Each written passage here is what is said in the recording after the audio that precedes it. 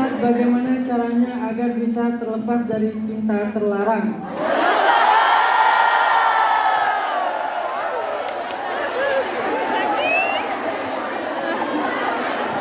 Yang namanya terlarang itu bukan cinta, tapi nafsu. Cinta itu adalah perasaan yang suci dan anugerah dari Allah. Jangan pernah kotori cinta dengan kata terlarang. Kita disuruh mencintai, bukan dilarang. Jadi kalau ada yang kalimat cinta terlarang, itu bukan cinta tapi nafsu. Bagaimana mengendalikan nafsu? Banyak-banyak puasa. Singkat ya.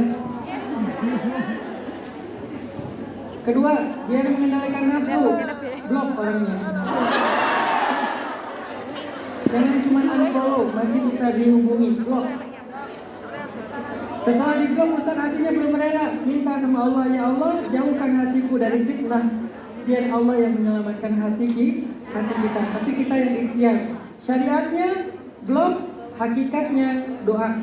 Nanti Allah yang akan melindungi hati kita. Itu bukan cinta.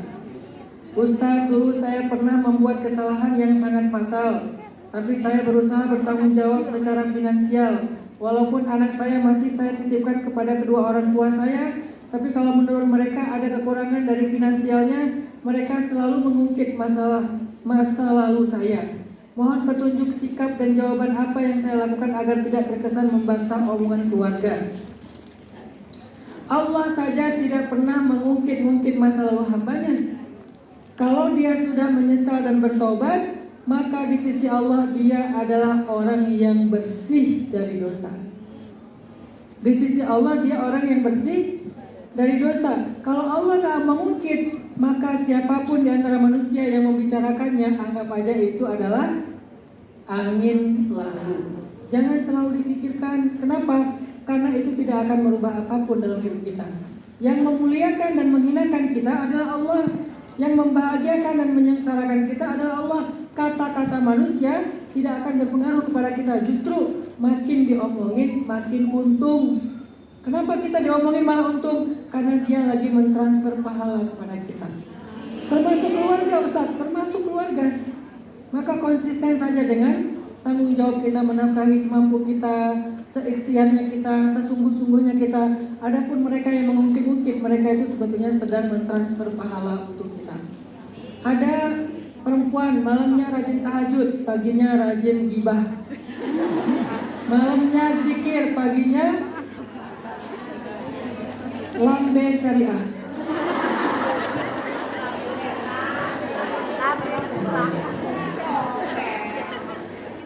Malamnya tilawah tapi paginya gosip. Biasanya gosipnya dimulai dengan kata-kata tahu nggak. Lalu dilanjut dengan kalimat, masa sih nggak nyangka ya. Akhirnya jadi panjang. Maka dia sedang mentransfer pahala. Ustaz, saya mau tanya, saya menikah 2 kali, kok selalu dibohongi?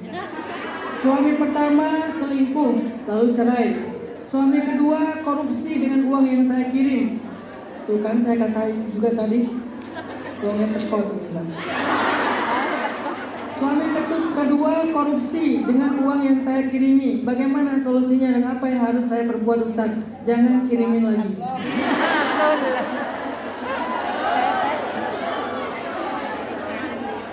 Kalau udah cerai, ini nggak tahu nih udah cerai belum dengan suami kedua. Jangan kirimin. Kenapa? Tidak ada kewajiban kalian menafkahi laki-laki. Kecuali laki-lakinya darurat. Contoh, uzur, dia stroke. Jangan sampai dia udah stroke, aku tidak mau berkewajiban menafkahi kamu, jadi kamu cari kerja sendiri. Orang stroke. Itu namanya darurat. Kalau dia sehat, normal, suruh dia kerja. Kalau dia lapar dia adalah bagian dari apa? Ibadah. Bagian dari takdir itu. Jangan kirimin. Kalau mau ngirimin ke anak. Jangan ke suami. Ini kalau video saya direkam terus disebar, saya jadi musuh para suami. Karena saya terlalu banyak mengenal, walaupun ini nggak semua laki-laki ya, saya terlalu banyak mengenal laki-laki di beberapa tempat itu terlalu manja dengan istrinya. Saya pergi ke pasar, di pasar yang jualan ibu-ibu. Suaminya ngapain? Ngopi sama makan ketan. Jam 6 pagi itu kan paling banyak laki-laki makan ketan sambil ngopi. Istrinya ngontel, jualan sayur, jualan ikan di pasar. Suaminya malah enak-enakan ngopi. Maka jangan dikirimi. Pasti dimaafin, tapi jangan dikirimi.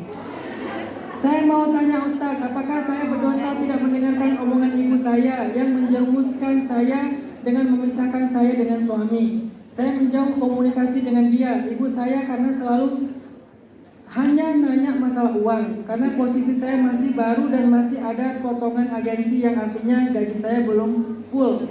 Tapi saya selalu berusaha menyisihkan rezeki untuk ibu saya. Alasan saya berangkat untuk membantu ekonomi keluarga. Apakah saya harus menanggung semuanya padahal saya masih punya suami Ustadz? Suami yang nanggung. Laki-laki ketika menikahi perempuan, dia bukan menikahi satu orang, tapi menikahi satu keluarga. Saya ketika menikah dengan istri saya, maka mertua itu adalah orang tua saya. Sehingga saya menafkahi istri sekaligus menafkahi orang tua, karena suami mertua saya udah meninggal, bapak mertua saya udah meninggal, berarti kan ibu mertua saya tinggal sendiri dan beliau tidak punya penghasilan. Saya harus rela dan ikhlas menafkahi beliau seperti saya menafkahi ibu saya sendiri. Itu kewajiban laki-laki. Di Indonesia sekarang kita udah bingung dengan hak dan kewajiban. Makanya perempuan yang jadi korban, perempuan yang harus berjuang, perempuan yang harus susah payah. Padahal perempuan itu fitrahnya adalah dinafkahi, bukan menafkahi. Ustaz kok kejam sekali? Ya emang kayak gitu harusnya. Saya agak marah dengan laki-laki yang manja kepada istrinya. Laki-laki itu harus tangguh. Yang berikutnya, dengan menyadari saya sendiri penuh dengan dosa, apakah Allah tetap akan memberi saya jodoh di dunia untuk saya, Ustaz?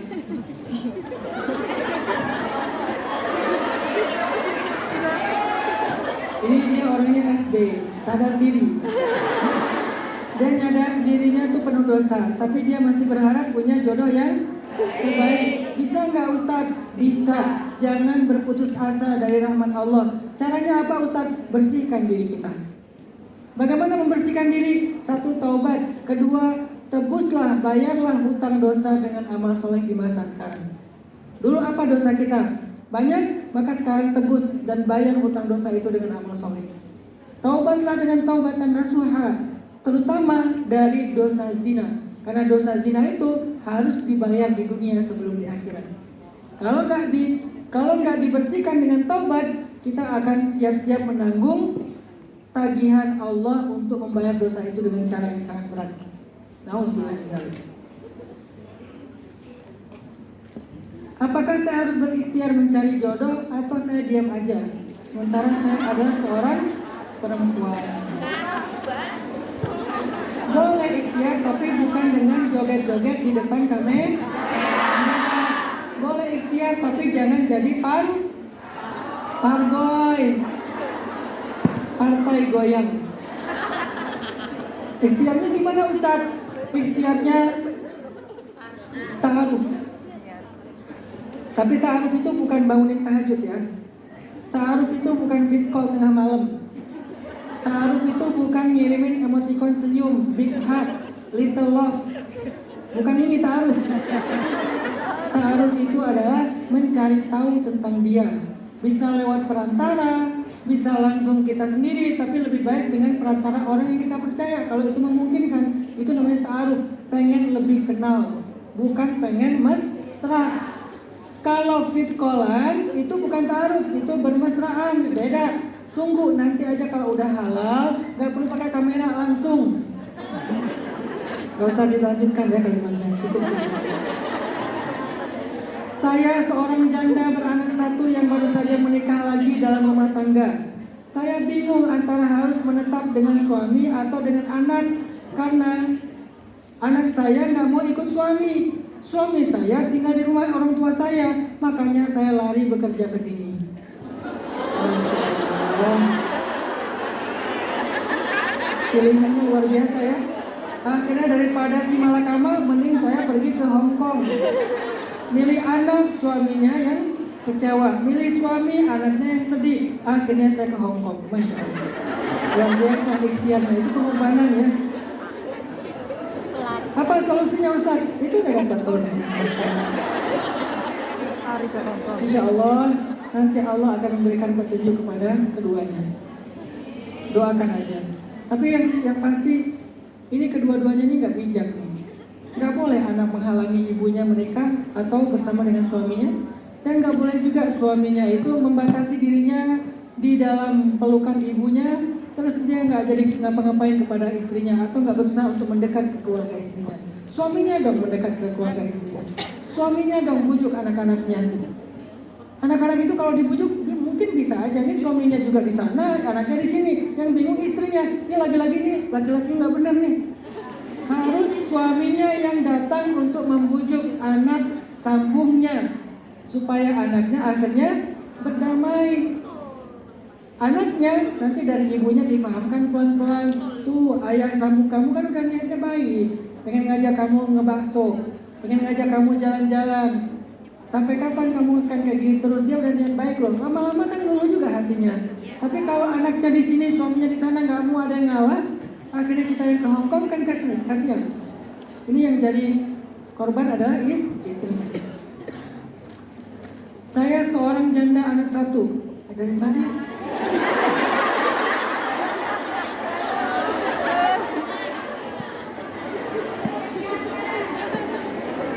Bisa bikin komunitas ya di sini ya. Komunitas janda fisabilillah ya. Masya Allah. Saya seorang janda anak satu. Selama 10 tahun menjanda, saya tidak pernah memiliki hubungan sama laki-laki karena anak saya tidak mengizinkan saya menikah lagi. Nah ini lagi nih. Tapi sekarang ada laki-laki yang mau serius dan mau menikahi saya, Ustaz. Saya berniat menerima dia, tapi anak saya tidak mengizinkan buat menikah lagi. Bahkan saya diancam anak saya akan bunuh diri kalau saya menikah lagi. Apa yang harus saya lakukan, Ustaz? Coba banyak-banyak zikir la haula wala quwata illa billah. Tahu nggak keajaiban kalimat zikir itu? Itulah kalimat yang mendatangkan keajaiban dalam hidup kita. Kalau pengen melihat keajaiban, coba sehari minimal 100 kali la haula wala quwata illa billah. Terus secara syariat, gak boleh anak itu melarang ibunya menikah, apalagi ibunya janda. Bahkan seorang janda tidak perlu meminta izin kepada walinya untuk menikah. Walaupun saat menikah harus dengan wali, tetapi tidak perlu meminta izin. Walinya tidak boleh menghalangi. Maka walinya hanya boleh untuk menikahkan. Tidak perlu dimintakan izin, kecuali dia melakukan dosa, yaitu dengan murtad atau menikah dengan yang berbeda keyakinan agama. Apalagi anaknya, nggak boleh dia melarang sampai ngancam-ngancam bunuh diri. Nggak mudah pasti bagi seorang ibu. Kalau anak sudah ngomong kayak gini, maka la haula wala quwata illa billah. Saya minta doa semoga mendapatkan majikan karena waktunya saya cuma tinggal sampai 28 atau 29 Oktober. Biasanya kalau udah lewat waktu gimana? Harus pulang ya?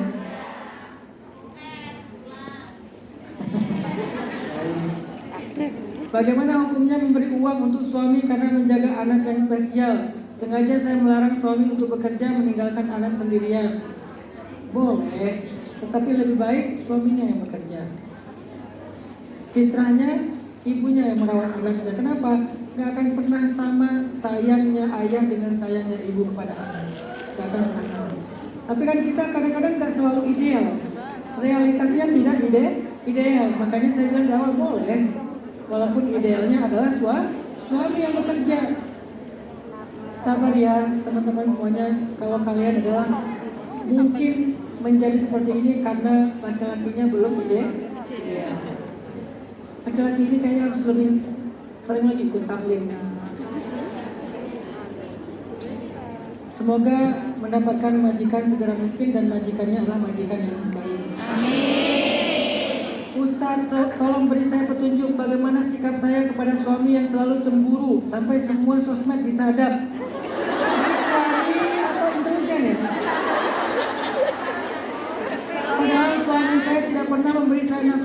menikah. Saya sebagai tulang punggung tetapi tidak pernah dihargai. Jual aja suaminya. Dijual aja. Udah ditukerin, jadi Biar intelijen. tambah. Terus gimana Ustaz? Pilihannya dua. Kalau bersabar, maka kesabaran kita akan dihargai oleh Allah.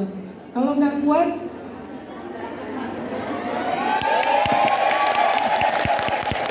enggak, yang saya ini bukan bunganya, duitnya. Keren, Masya Allah. Keren warna duitnya ya. Makasih ya. Jazakillahu khair. Tadi apa tadi? Jual aja suami. Saya agak marah dengan laki-laki yang seperti ini. Gak laku ya, karena gak ada harganya. Maksudnya, kita punya dua pilihan. Sabar, maka itu baik. Insya Allah sabar kita akan dihargai oleh Allah. Tapi kalau kita gak kuat, kita gak ada paksaan harus kuat, harus bertahan. Yang harus kuat itu adalah laki-laki. Makanya ayatnya ar-rijalu qawwamuna 'alan nisa. Laki-laki itu tegak sehingga menjadi pegangan bagi istrinya, bukan malah istrinya yang menjadi pegangan bagi suami. Ini laki-laki macam apa ini? Lama-lama dia pakai rok, gak boleh lagi ya. Bagaimana cara lebih ikhlas? Saya ditipu teman sendiri sekitar $40.000.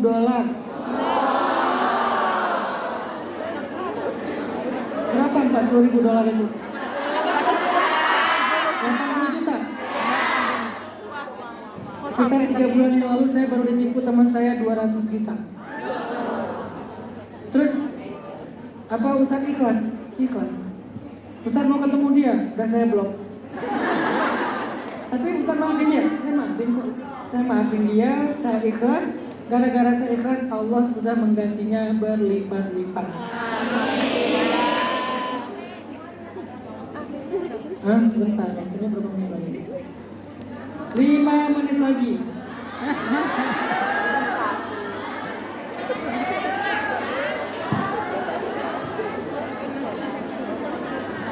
Bagaimana hukumnya ketika suami menyedekahkan istrinya kepada laki-laki lain?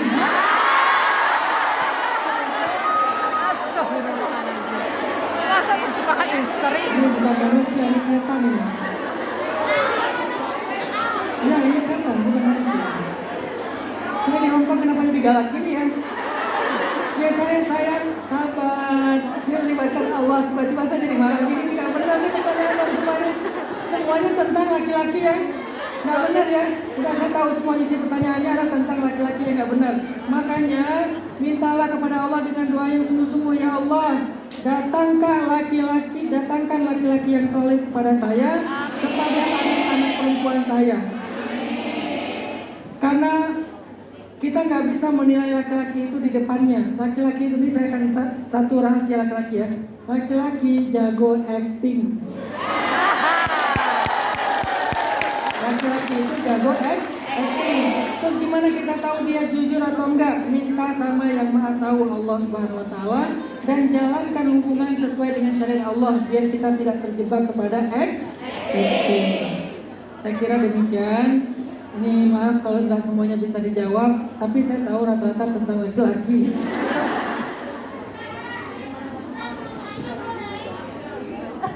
Waktu pertanyaannya udah habis, mohon maaf ya. Ini sengaja saya nggak jawab semuanya biar diundang lagi sama Bunda Nuris. Pokoknya kalau bawang saya di rumah habis, saya ke Hongkong ya. Takdir, tunggu Valentine, oke. Ya, tapi kan saya bukan calon, jadi saya bebas. Saya netral ya, jadi nggak ada pemilu-pemiluan dengan saya, tidak ada politik-politikan. Netral. Saya tahu Bunda kemana. Insya Allah saya netral. Yang penting siapapun yang menang pemilu, kita akan bekerja sama untuk membangun Indonesia. Barakallahu fikum. Saya kira demikian. Mari kita tutup dengan doa. Pertama mendoakan